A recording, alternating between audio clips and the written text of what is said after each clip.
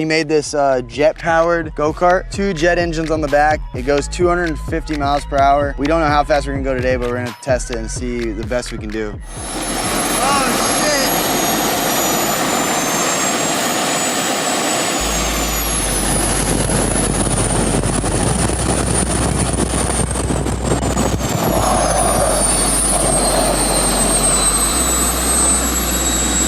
It doesn't feel real.